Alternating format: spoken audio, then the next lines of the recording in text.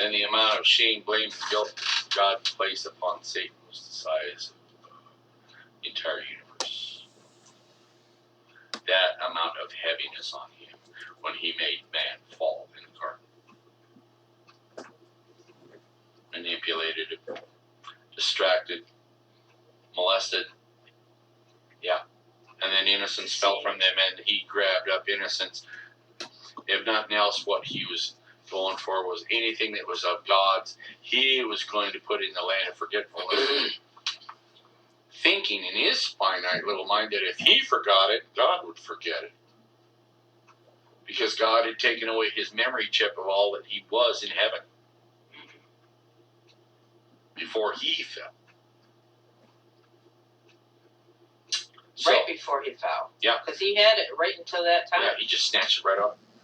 And then he put him right on the earth. Created time and space and kicked them all out of heaven. Just boom. I mean, instantaneously. I mean, it takes me longer to... I mean, you can't even blink fast enough. It happened that quick. Just boom, out of there. There was not going to be any corruption in heaven. None. Even though, like in Job, talks about, and, you know, the sons of God came before God. And Satan was with them. He is the accuser of the brethren. Yeah. Meaning he's the chief tattletale. Look what he said about Job. Mm-hmm. You know? Yeah, but what about your servant Job? What about him? What about him? God allowed him certain things, you know. And, okay, do what you will. Don't kill him. Ask him a second time. Do what you will. Don't kill him. See, God still holds control. Yeah, it does. And so, you know, we look unto God and his mighty hand of favor, righteousness, holiness, truth, faithfulness. You know, we look unto him and we see, recognize, and relish the real in him. Because greater is he who is within us than he who is in the world. That's right. And he is too. Mm-hmm. He's more powerful than all the demons and all the angels he ever created even. Yep. That's why I say faith is the greatest force in the universe. It really is. Now, of course, it talks about, you're talking forces. I read that in Daniel. Forces, a god of forces. Okay, let's get this straight here, okay? There is a force of faith that is greater than this entire universe. But the forces Daniel was talking about is the god of forces. Violence, science and technology and all that crap. That's what it's talking about. Well, how can you make the distinction? It's easy. Faith is of and from God. God imparted upon every man a measure of faith. We are responsible for it and accountable to it. So, if God has given every man a measure of faith, everybody starts out at the same level. Mm-hmm. Same level. I have as much faith as you do as anybody else in the world. That's right. It's what we do with it. Yeah, it's what we do with it. And if we step up to the plate, understanding our responsibility to it, or our accountability to it, and our responsibility for it, okay, we own it. He said, your own faith has made you whole. We have to understand, we own our faith. Stepping beyond the boundaries of what's written and stepping into it. How do you walk into a house? You open the door. You take a step inside. It's all about you taking that step. Otherwise, you can stand there and ring the doorbell and knock on the door all day long. They can say, door's open, kick the door open, come on in. But until you get off your fat and lackadaisical and walk in and enter into that, you're still going to be standing outside. Yeah, exactly. Same way with faith. It's there. Faith is an open door. God says, I have opened a door no man can shut, and shut a door no man can open. And if we use that on the level of faith, well, there you go. You're miles ahead of the game because the game goes on and on and on and on. But we step in and out by faith. And walk in that faith. The just shall live by faith. Those who are justified, know how to stand justly in all justice and equity. The truth. Yes.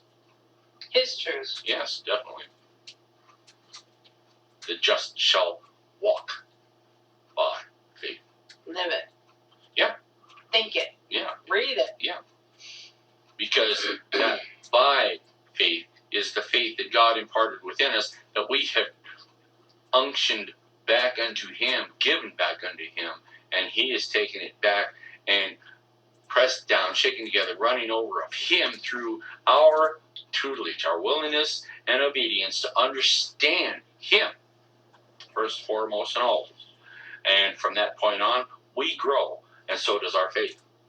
You can't do it without His Word. Yeah. You've got to read His Word. Yeah, I don't know if it's John or Jude. I kept thinking it was Paul that said it, but I would that your personality would prosper, even equally as your soul has prospered. Mm-hmm. At the point of born again, your soul has prospered mightily.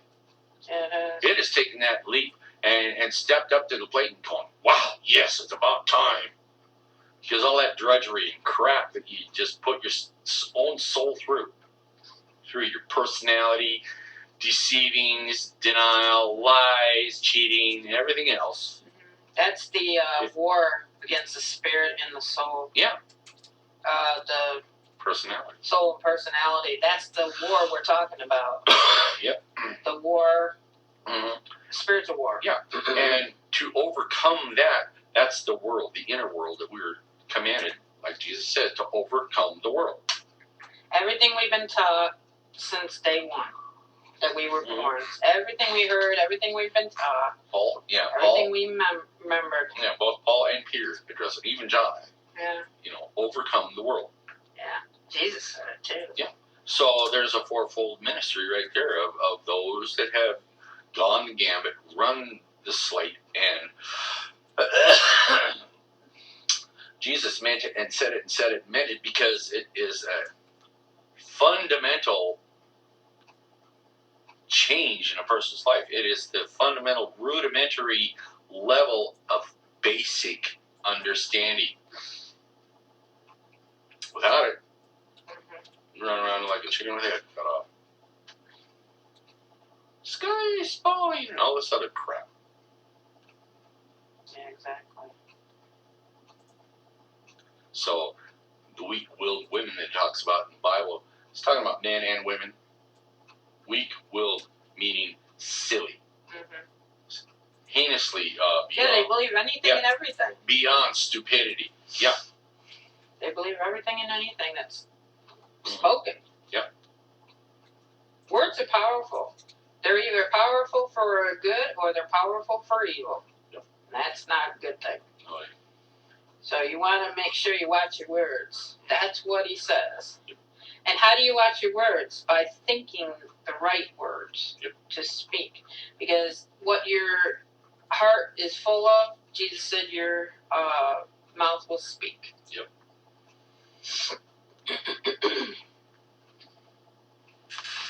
So if you walk and live by faith,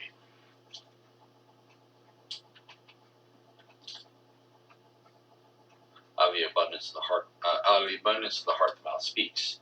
So if you are filled with faith, you get filled with faith by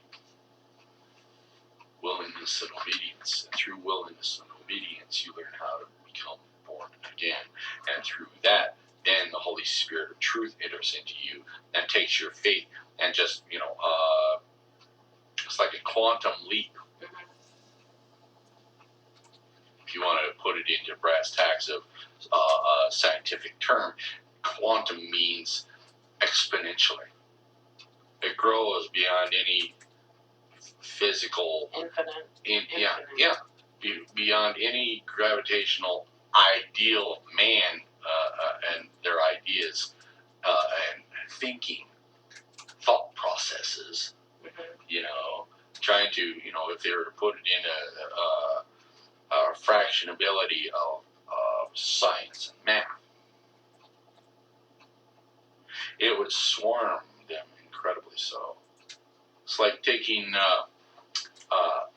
like the folds, some 30, some 60, and some 100 fold.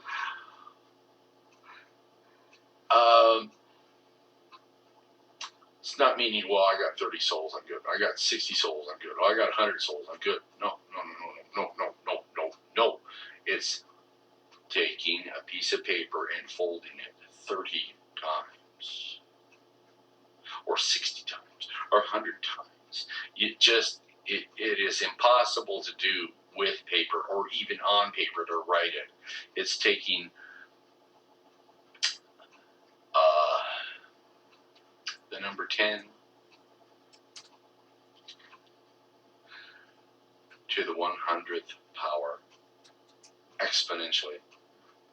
10 to the first power is 10. 10 to the second power is 100. 10 to the third power is 10,000. It's the product times itself, the end product times itself, always progressing, always enumerating. 10,000 times 10,000 is not 100 million. I still haven't got that done, but little by little learning, I'm hearing it, so for the first time, and that's the whole thing. When you're learning something, you've heard it never before, and you're finally hearing it. Yeah, because otherwise, it would be, if it was that simple, it would just be, let's keep it that simple. If 1, 10, 100, 10,000, okay, going that way, doubling up on the zeros, okay, even then, it doesn't take too awful long multiplying the zeros to come up with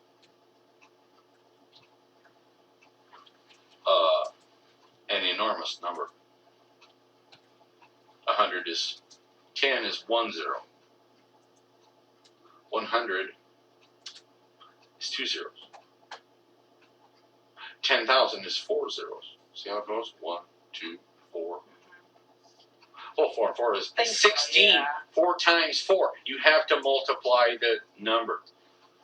So you've gone from 10,000 to 16 zeros. So it's infinite.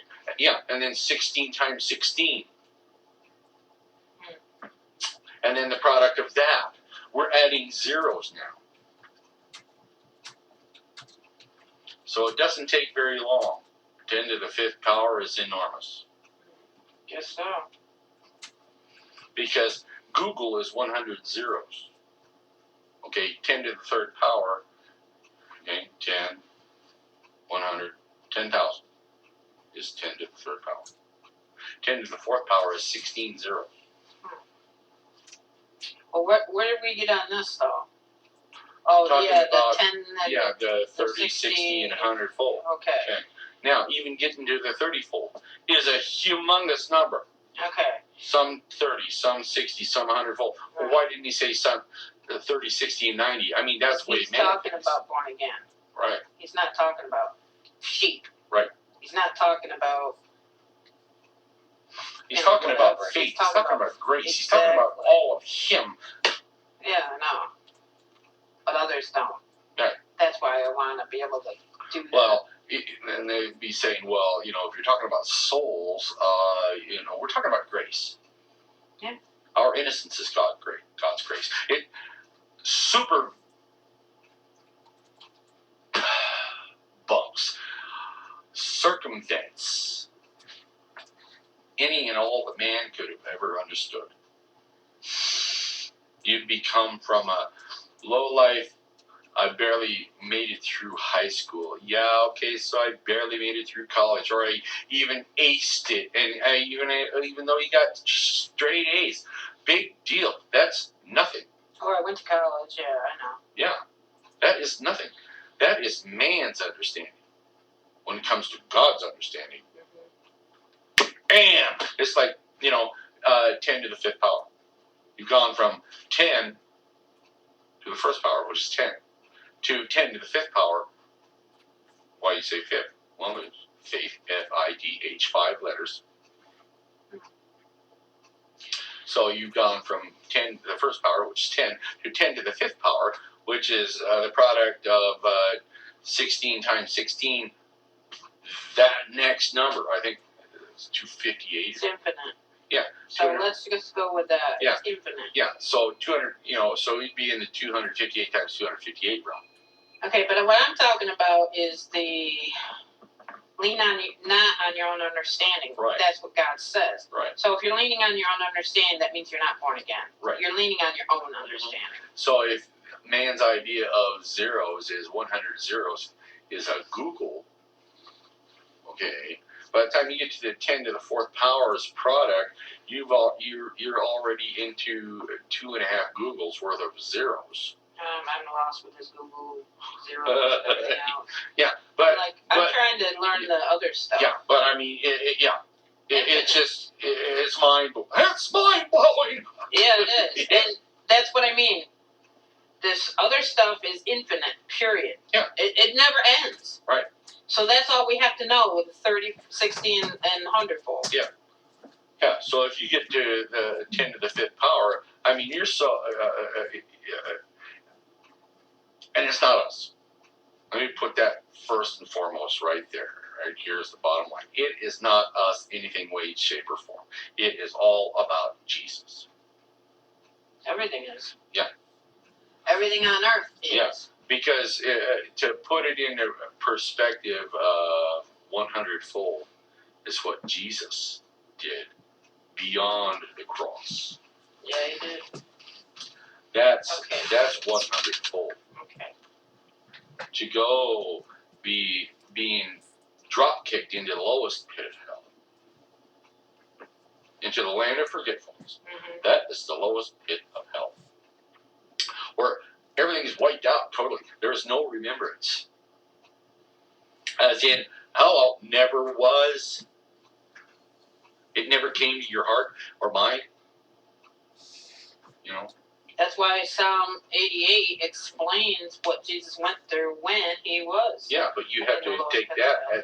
You have to take all of that though at spiritual value. You cannot put man's ideal on it because, we got to keep it in the box. Well, you keep it in the box. To me, it's a new pair of shoes. You get a new pair of shoes, where do they come? In a box. Yeah. Do you wear the boxes? No, you wear the shoes. How do you wear the shoes? You got to take them out of the box. But that's why it says, lean not on your own understanding.